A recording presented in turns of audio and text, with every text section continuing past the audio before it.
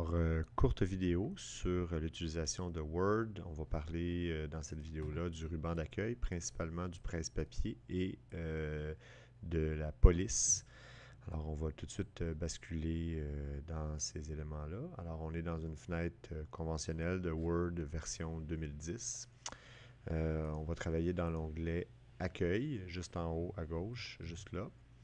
Et on va regarder principalement les utilisations du presse-papier ainsi que de la police. Alors, le presse-papier, évidemment, peut remplacer, si nécessaire, les fameux raccourcis CTRL-C, CTRL-V. À mon sens, le seul élément visuel qui est intéressant, c'est ici, le petit balai qui indique la reproduction de la mise en forme. Donc, juste à côté ici.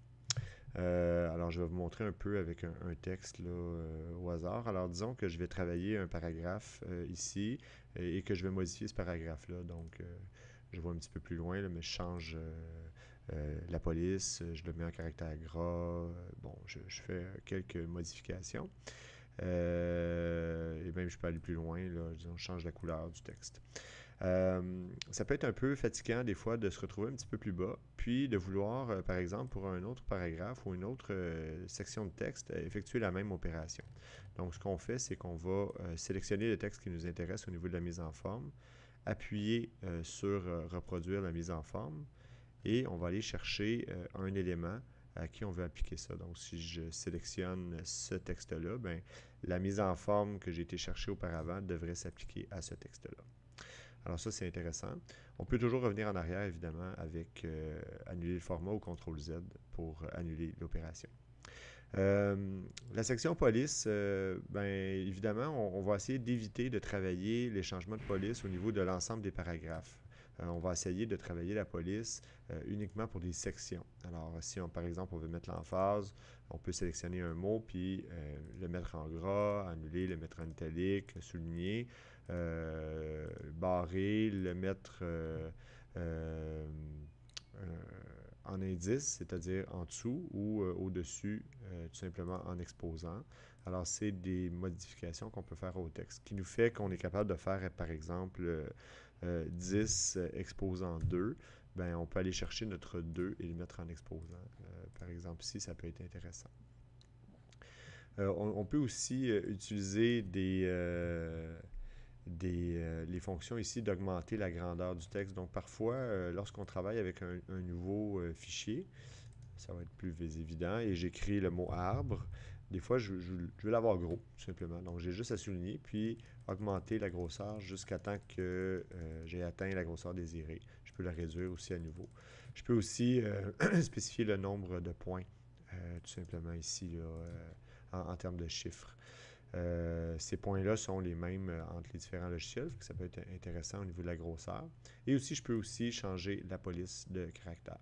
Alors, vous avez toujours à avoir les polices utilisées récemment, ce qui facilite la recherche parce que, évidemment, la suite Word vient avec plusieurs polices de caractère. Notez que la majorité de ces caractères-là sont propriétaires, c'est-à-dire que vous ne les retrouverez pas dans aucun autre logiciel qui n'est pas Microsoft. Donc, si vous travaillez avec OpenOffice, LibreOffice, ça va fonctionner, mais il va y avoir permutation des polices qui sont absentes par une autre police par défaut. Ce qui fait que le visuel de votre fichier ben, peut changer drastiquement. Donc, on peut changer les polices. Il n'est pas recommandé d'utiliser toutes les sortes de polices dans un seul document. Vous vous limitez à quelques polices, 2, 3 au maximum. Question de varier un peu puis de donner une saveur au document sans donner le mal de cœur.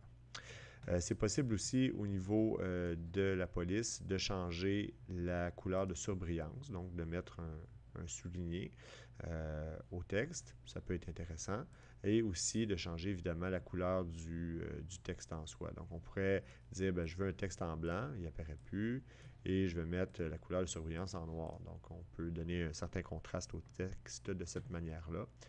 Si j'annule les deux dernières opérations, pour montrer un dernier élément qui est les effets. Alors, vous avez différents effets qui sont déjà prédéterminés, qui permettent, disons, de mettre une mise en forme plus intéressante assez rapidement pour habiller du texte. Et ça reste quand même assez facile là, à travailler par la suite. Il est toujours possible aussi d'aller sélectionner dans le coin inférieur droit de l'élément. On est capable d'aller chercher, dans le fond, les options supplémentaires.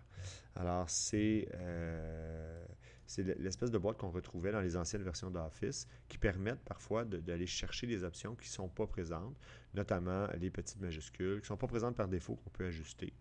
Ça nous permet en un seul endroit de modifier les éléments. C'est une configuration qui va être importante d'utiliser. C'est une méthode qui va être importante d'utiliser lorsqu'on va vouloir automatiser la mise en page un petit peu plus tard. On peut aller même dans les paramètres avancés où est-ce que là, on peut mettre une échelle en pourcentage, l'espacement, la position. Donc, on peut modifier différents éléments. Puis, on a toujours un aperçu, une fenêtre d'aperçu dans la petite case en bas qui nous permet de voir là, ce qu'on a fait si ça correspond à nos besoins. On est capable aussi d'aller changer les effets du texte, c'est-à-dire le remplissage des gradés, etc. Donc, on est capable d'aller modifier, si on veut, les fonctions d'effets de texte qu'on a été chercher ici, là. Donc, ça revient à aller chercher les différentes sous-options des effets de texte. Et tout ça est disponible dans la boîte police là, qui contient toutes les options.